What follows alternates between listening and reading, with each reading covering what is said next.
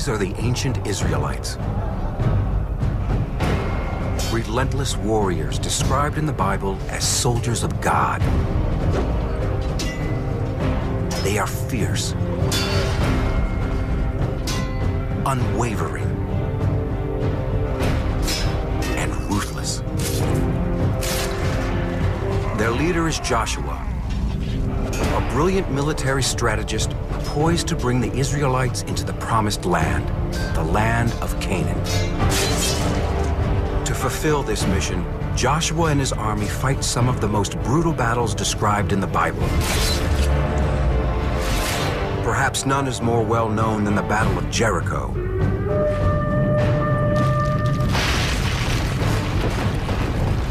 An intricate tale of espionage, psychological warfare, and the extermination of an entire population. But Jericho is only the first in a long military campaign designed to conquer the land of Canaan. A campaign filled with blood and slaughter.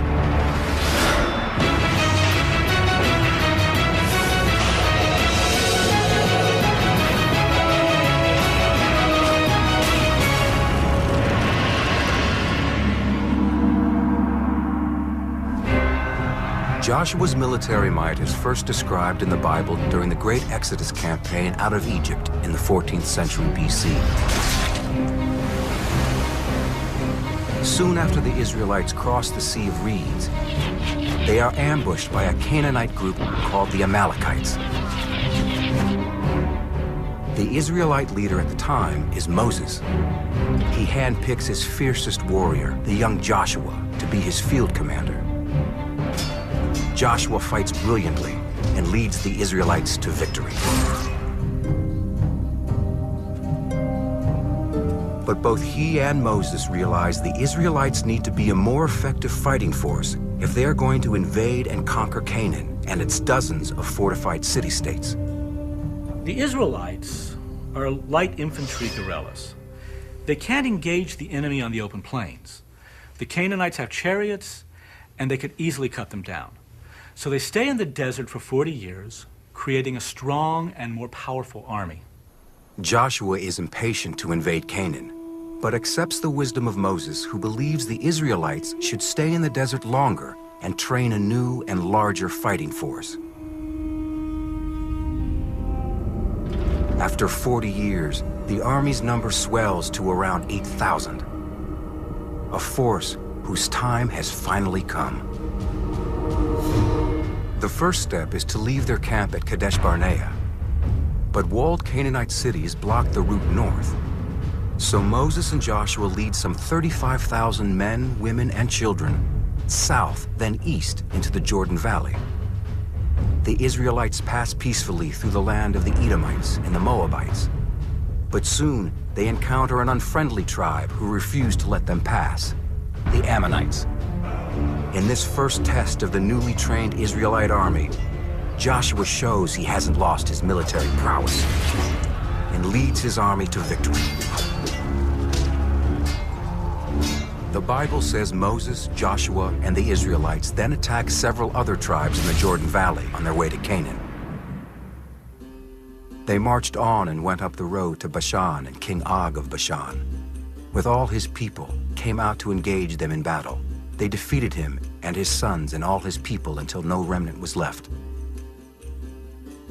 Why the need for this kind of brutality?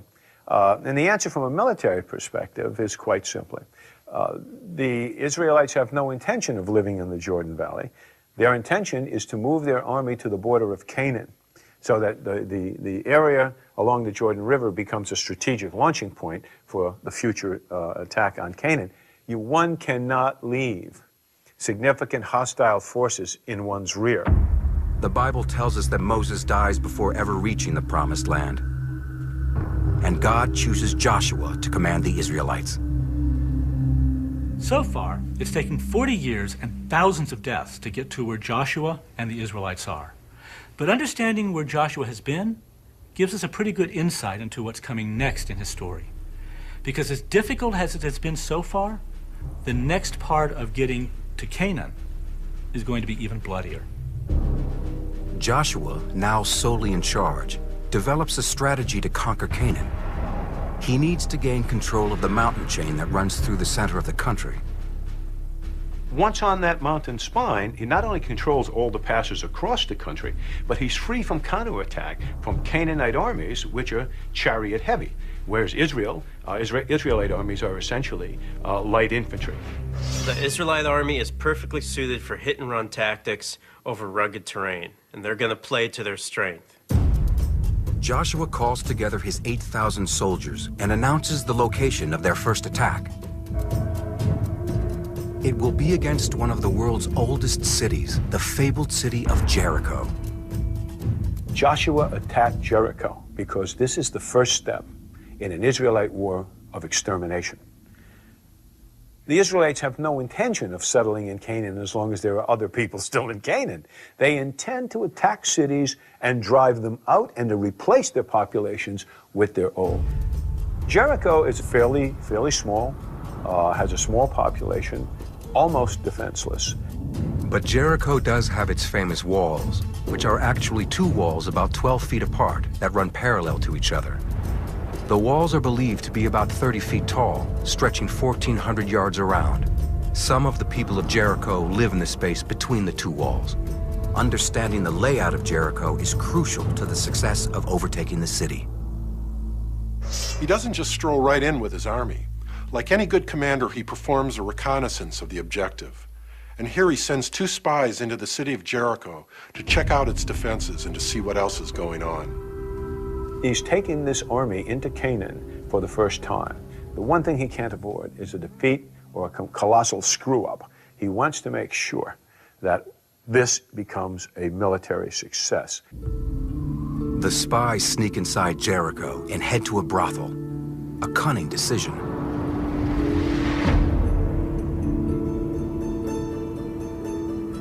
Choice of an inn or house of prostitution is absolutely brilliant. This is a small city. Strangers would immediately be recognized. The only place they could, if not hide, but have a good excuse for being there, would be in a house of prostitution.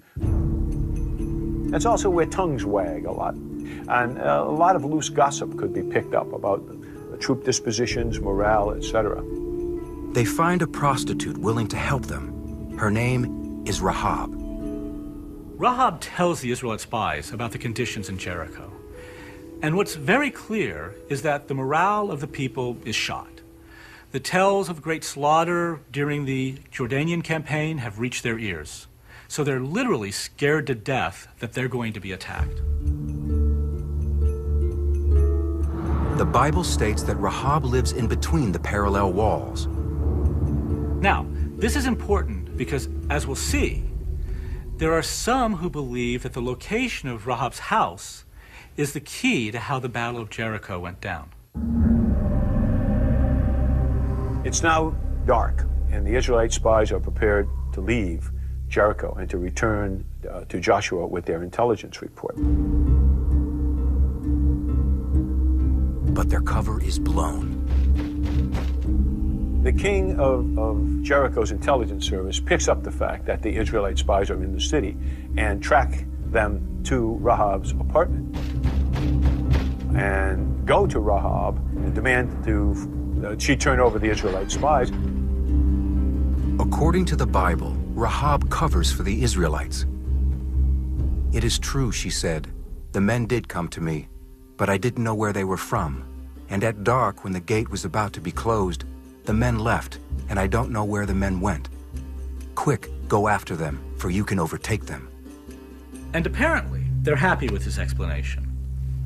One assumes they might have done a search, but given Rahab's profession, she was probably pretty persuasive. So, where were the spies? Well, the Bible tells us she actually hid them on the roof. Now, under the cover of darkness, the spies must escape the city and return to Joshua. But before they go, they say to Rahab, because you have helped us, when the attack comes to the city, we want you and your family to be spared. So in order that we know that this is your house, take a red cord and tie it to the window and no harm will come to you or your family.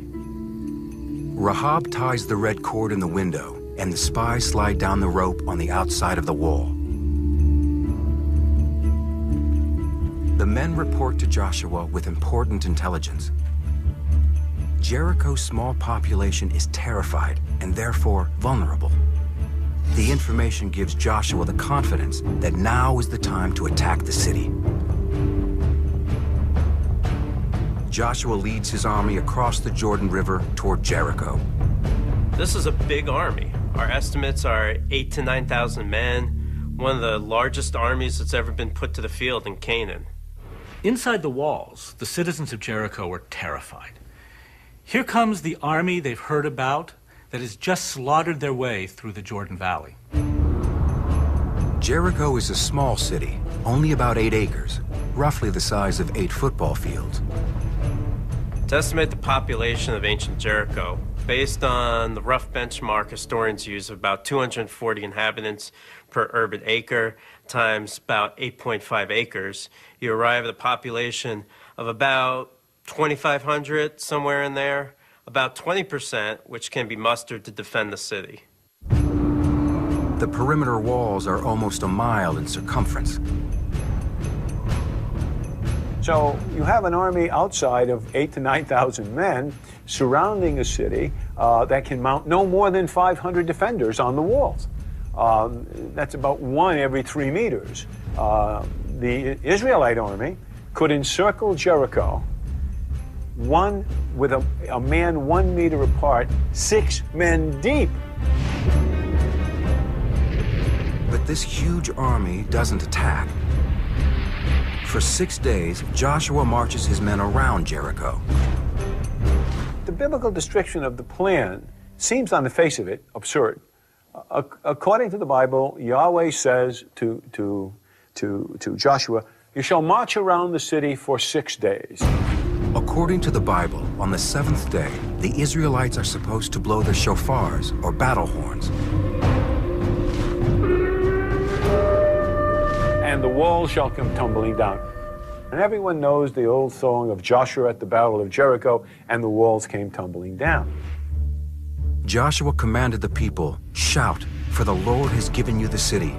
At the sound of the trumpet, when the people gave a loud shout, the wall collapsed, so every man charged straight in, and they took the city.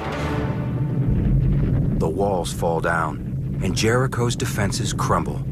Is it a miracle? Or is there another explanation? The walls of Jericho come tumbling down.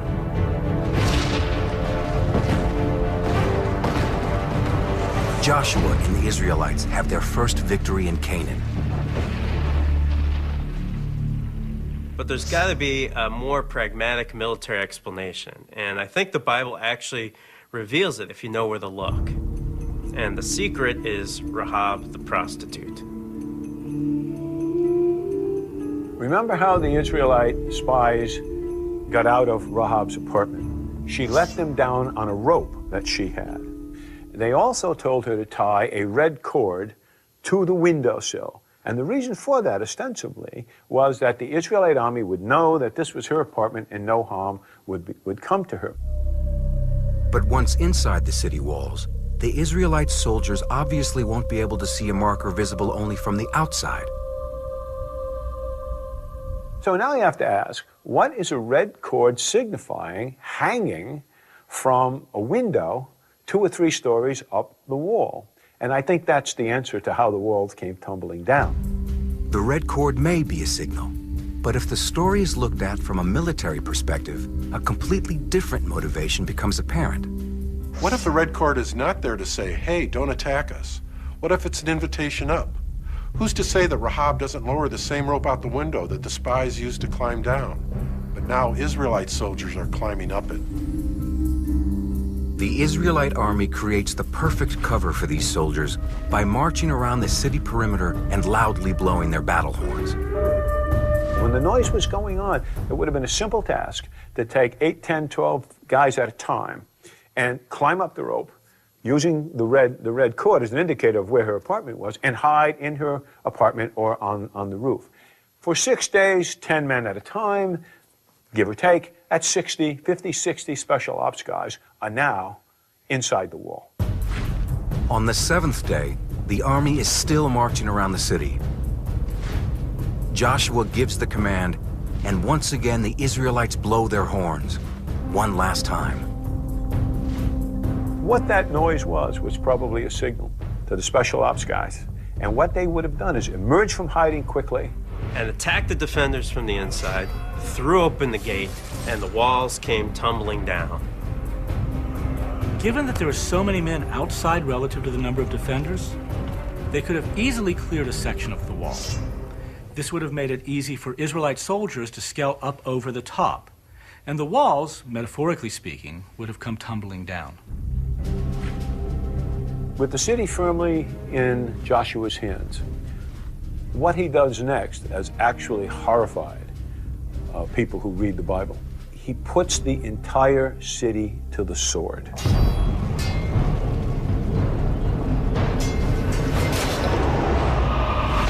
The term in Hebrew is kol ha-nesama, to go up upon the city and to kill every breathing thing. The massacre is up close and personal.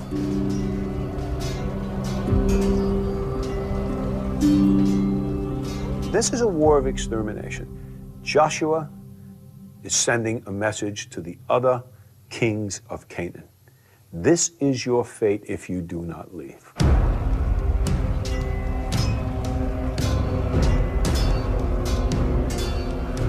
They killed every man, every woman, every child,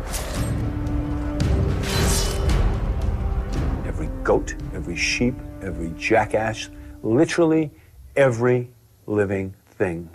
And then they burn the city. It's a horrible, horrible fate that he visited upon the poor people of Jericho.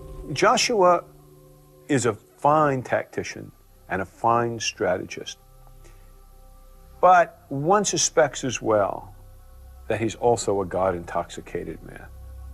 He's prepared to visit this horror on a completely innocent population in order to achieve not only military goals, but perhaps to achieve the promise of Yahweh, that you shall go upon the land of Canaan and take those cities that I have given you for your inheritance. Well, the price of the inheritance, in human terms anyway, is very high indeed.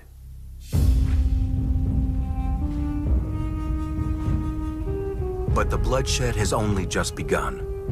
Joshua's reason for destroying Jericho was primarily psychological. Strategy determines his next target.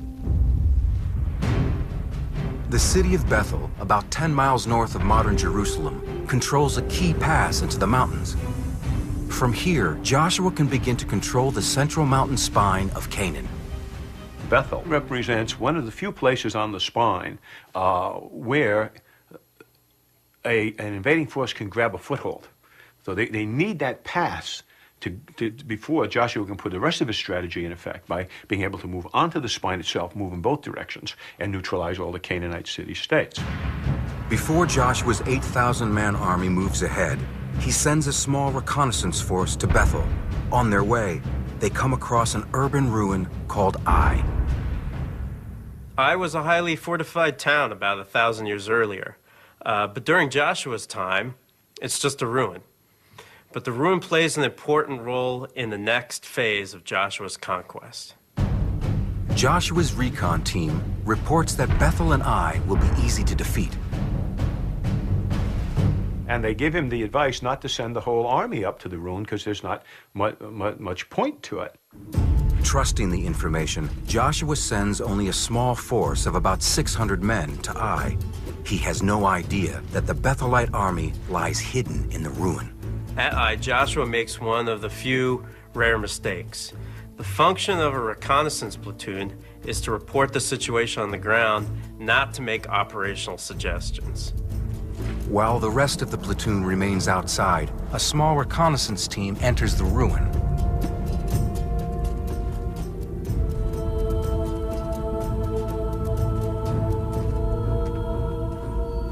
what probably happened is the place looks deserted and they stumble into the ruin and they're ambushed.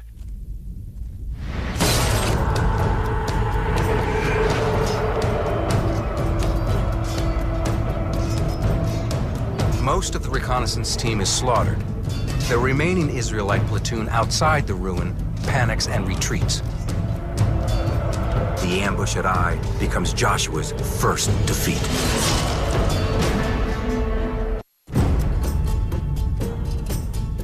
Joshua's victory at Jericho is blunted in Ai, where the Israelites suffer their first defeat since they invaded Canaan.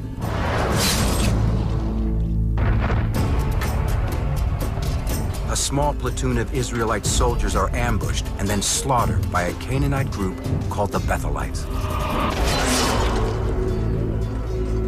Now, it's interesting what Joshua does, or what's going through his mind at this time. He's concerned not so much about the small battlefield defeat, but he's concerned about the effect on the psychology of the Canaanites.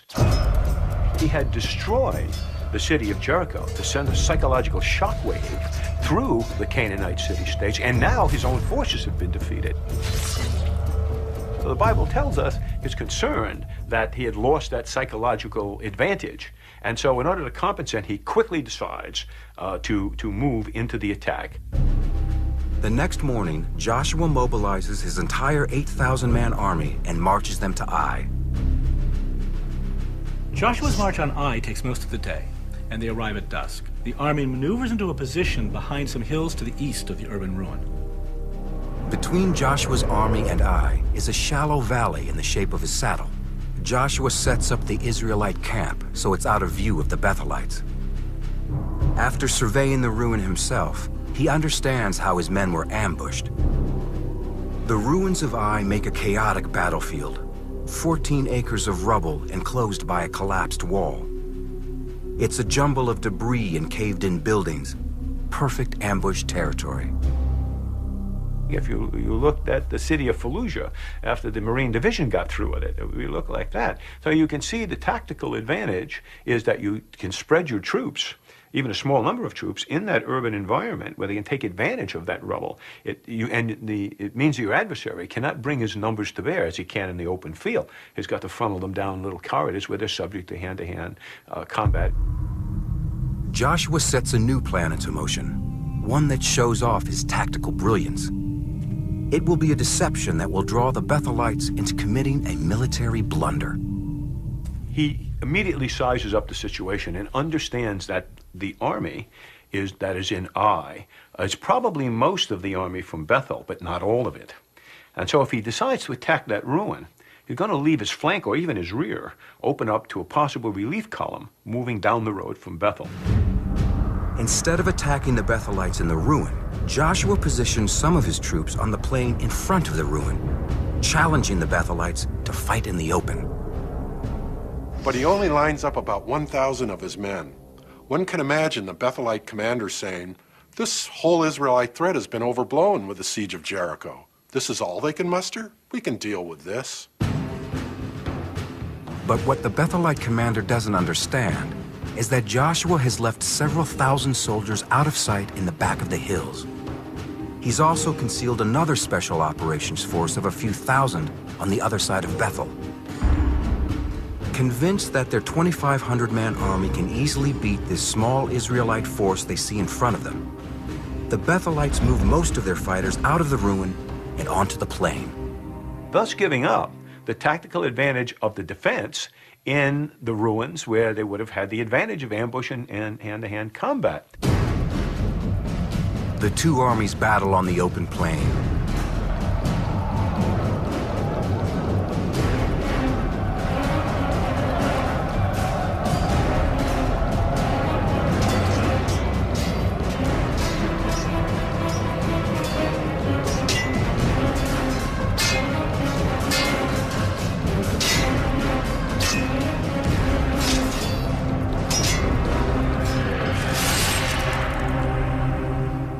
It's blood, hair, and eyeballs up close, and the battle rages.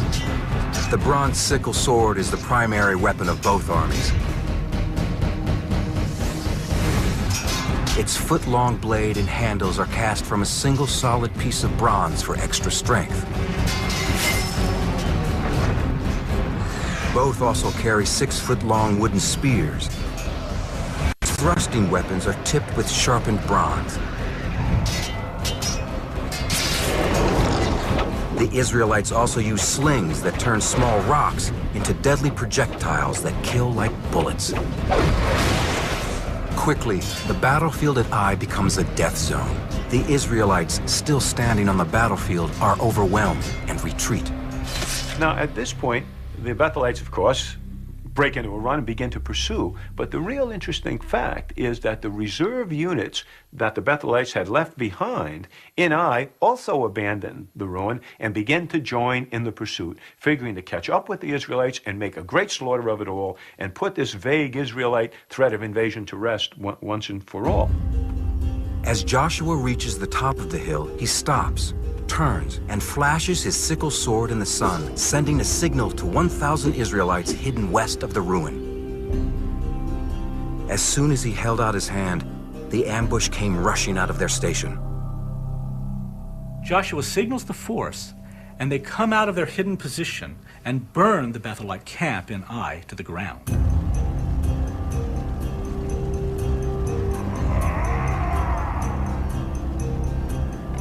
Now you have the Bethelites on the open plain look to their rear, and their camp is on fire. They now realize that they're caught from behind as well. But Joshua is not finished. He flashes another signal, this time to the main body of his army, about 5,000 soldiers.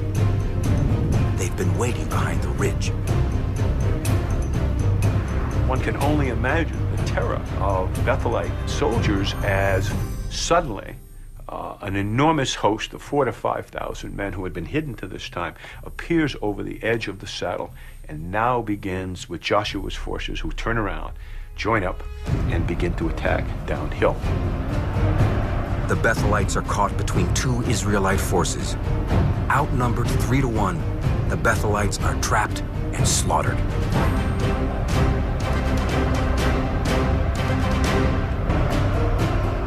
At the Battle of Ai, the Israelite military commander Joshua uses superior battlefield tactics to defeat a Canaanite group called the Bethelites.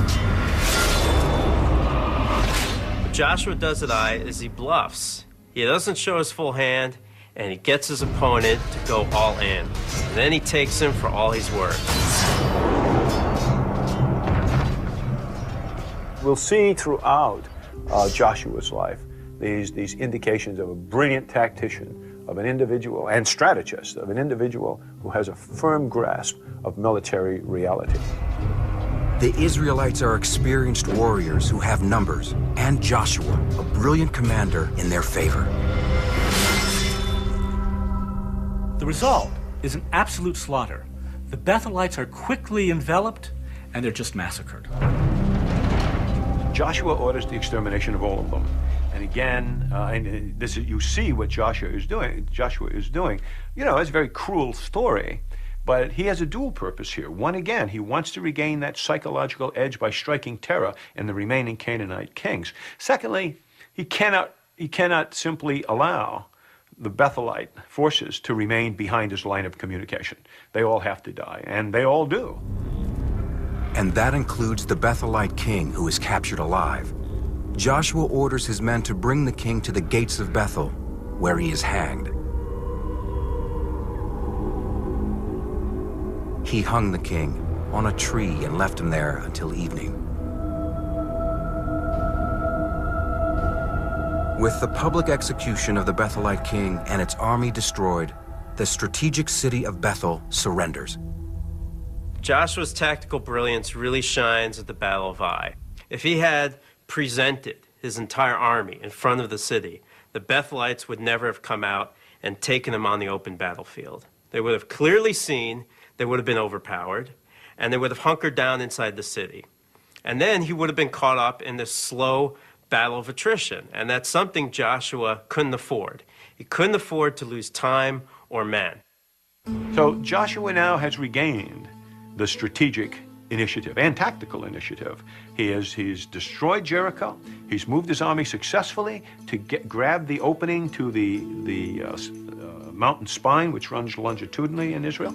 And he also has a psychological edge reestablished again. Once more, he has struck fear in the hearts of the Canaanite kings, whose kingdoms guard that mountainous ridge that is the prime strategic target of Joshua's military operations. Joshua's next move is diplomatic. He convinces Canaanite tribes in the mountains to join the Israelites as allies. These are tribes that are armed with their own military forces, much like the Israelites are. And they're outside the influence of the Canaanite city-states. This conveys upon him an enormous military advantage. First of all, now, he can move along the spine, at least to the north, without having to deal with these tribes. They're now his allies. Secondly, they make his logistics easier. They too have supply depots. They too have crops and animals that he can draw on. They have no vested interest, of course, in protecting the Canaanite states. So they sign on to Joshua's army as mercenaries. Using population data, we can estimate that Joshua's army at Jericho was about 8,000 men. And while the Bible doesn't tell us how many additional men were added here, it's not unlikely that it was at least 3,000 to 4,000. So now you're looking at a military force with a manpower strength of about 12,000 soldiers. With his strengthened army, Joshua marches to his next target, Gibeon, a walled mountain city that's strategically located. Gibeon controls a key east-west pass and a major north-south trading route. Here is where Joshua cashes in his psychological chips. The word of the slaughter of Jericho and at Ai has reached Gibeon. As the Bible tells us, they were frightened to death. They suggest to Joshua, there's no need for a battle here. We'll become your allies. Joshua's plan is falling into place. He signs a pact with Gibeon and adds their fighting force to the Israelites. Together, they cut off important Canaanite trade routes on the central mountain spine of the country. This is not a situation that the Canaanite kings can tolerate for very long. And so the Jebusite king of Jerusalem, Adonizek, sends a message to the 5 other great kings of the area to come up and join me against Gibeon. And the armies of all 5 kings begin to converge on Gibeon, and they surround it and bring it under siege. The 5 Canaanite kings command a combined force of nearly 15,000 men. They are a powerful army of heavily armored infantry and chariots. Outgunned and surrounded, the Gibeonites send a message to Joshua about the siege. The people of Gibeon thereupon sent this message to Joshua in the camp of Gilgal. Do not fail your servants. Come up quickly and aid us and deliver us, for all the Amorite kings of the hill country have gathered against us. Joshua honors the pact. It's only been 2 months since the Battle of Ai, but the Israelite military machine is on the move again. They begin an 18-mile night march across some of the most rugged terrain in all of Canaan. Going from Gilgal to Gibeon, you climb 1,500 feet in altitude. And you're talking about moving a large amount of people, upwards of 12,000, through very rocky terrain, and doing it all with command and control in order to bring that force into position where it can strike and do so by achieving tactical surprise. At some point in the middle of the night, the Israelites reach the east side of Gibeon. To understand what's going on, you have to understand the kind of topography in which Gibeon is located.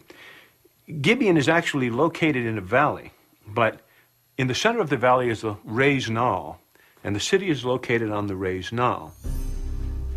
The combined Canaanite armies surround Gibeon in the valley below.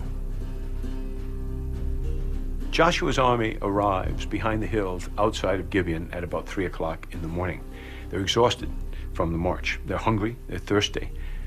But They can't have fires to cool, to warm themselves. They can't have fires to cook. They can't even make a lot of noise. And the reason is they're in essentially at the final coordination line before going into the attack.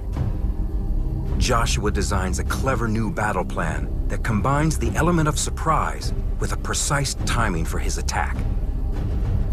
Any noise, any mistake, any braying of a donkey, certainly any firewood, would give away their position and completely squander the advantage of tactical surprise that Joshua has worked so hard to bring about.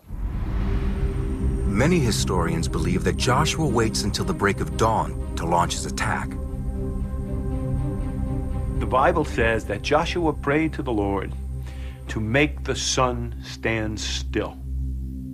Joshua said to the Lord in the presence of Israel, "O sun, stand still over Gibeon. O moon, over the valley of Elon." So the sun stood still and the moon stopped. There has never been a day like it before or since, a day when the Lord listened to a man. What probably happened in just physical terms was that we've all seen early morning where the sun is coming up and the moon is still present in the sky. And that's apparently what happened. It gives us an idea of the time of day at which this thing was fought. The time of day is crucial because he's using a force of nature as an ally, the sun.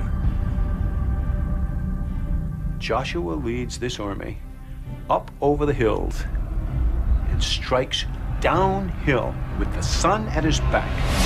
Takes the Canaanite armies who were still in their camp, still having breakfast, still in their tents half asleep, and just smashes into them.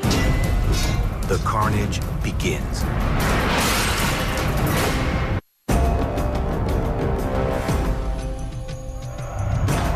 Sunrise.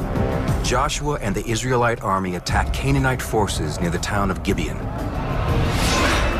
Here come 12,000 screaming Israelites down a hill at full speed. You can imagine a Canaanite soldiers awakened by the screams of battle, stumbling out of their tent with no armor, no weapons, and then looking up, trying to gain their senses about them, only to be blinded by the low-lying sun shining right into their eyes. And behind the hot spots in their eyes is nothing but Israelite swords. The Canaanites are unarmed, half asleep, and temporarily blinded. Joshua has rendered his enemy defenseless.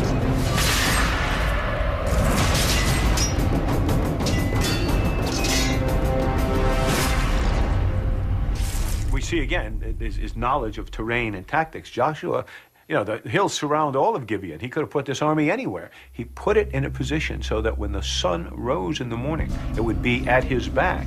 Plus, he'd be attacking downhill against an enemy that had not yet been fed or even fully awake, taking advantage of all about terrain, geography, and even the movement of the sun, and bringing them all to bear as advantages on one tactical objective.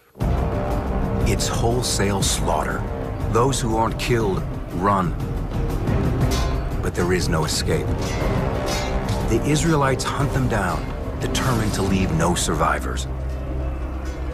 What Joshua has in mind is nothing less than the extermination of some of the most powerful, of the armies of some of the most powerful city-states in all Canaan. They're not going to live to fight another day. They keep chasing and pursuing the Canaanites who are fleeing in all directions until sunset. Then they rest that evening, get up at the crack of dawn again, and continue the pursuit.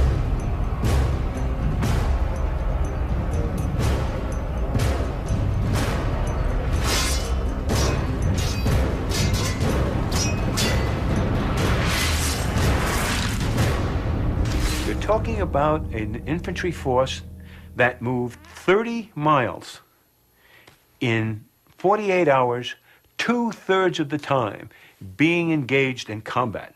That's a magnificent military achievement for any military force, even a modern one. But to see this done in the days of the Bible really gives a kind of sense of how militarily sophisticated a commander like Joshua was. He fought one of the greatest and most studied battles in the history of the world. It's a crucial strategic victory for the Israelites and a critical turning point in Joshua's invasion of Canaan. At this point, Joshua has achieved many of his strategic objectives. He's in control of the central mountain spine. He has either made agreements with or destroyed major Canaanite city-states on that spine. So for the most part, Joshua succeeded. According to the Bible, Joshua goes on to defeat dozens of Canaanite kingdoms, but he fails to capture all of the Promised Land. At the end of the day, Joshua simply lacks both the size and mix of force that would make it possible to bring about the complete conquest of Canaan and its resettlement by the Israelites. The result is that even as the Bible tells the story, Joshua was never able to do this, and he dies a rather bitter man. Toward the end of his life, Joshua retires from combat and fades into anonymity. And he was buried alone on a place which translates from Hebrew, Angry Mountain. And it is said in the Bible that no one attended his funeral. And it's one of an unfitting end for one of history's great commanders. More than 300 years later, Joshua's bloody conquest of the Promised Land, and particularly the Battle of Jericho, remain one of the Bible's most popular tales. There's a certain mythology about Jericho. It has all the elements of a great thriller. There's spies, psychological warfare, there's strategy, suspense, and of course violence. It stays with you. The story of Jericho has been burned into the human consciousness. When you think about the wholesale slaughter of civilian population, presumably with God's blessing, it raises some deep questions about what that says about the Bible. Joshua's military strategies of encirclement and psychological warfare echo throughout history. In April 1975, the army of communist North Vietnam, under the command of the famous general Nguyen Giap, was closing in from all sides on the South Vietnamese capital of Saigon. Ahead of the armed forces were a wave of rumors that were sapping the will of Saigon's people to fight. Like Joshua, Giap encircles Saigon with his troops. He basically ties a noose around the city and slowly tightens it. At the same time, Giap's reputation precedes him.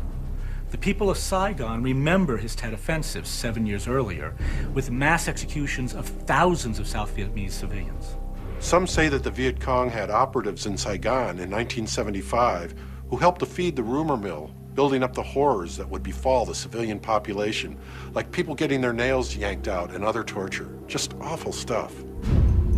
Joshua is best known as the man who brought the Israelites home to the Promised Land of Canaan, a land that continues to be drenched in blood. Ancient Canaan comprises what is today Israel and the occupied territories. The land disputes are still ongoing. Blood is still being shed. 3,500 years after Joshua first led the Israelites into what is to be their biblical home, a legacy of violence endures in the Promised Land. It was God who promised the land to the Israelites, but it was a man who ultimately brought his people home. The cunning and brutal military genius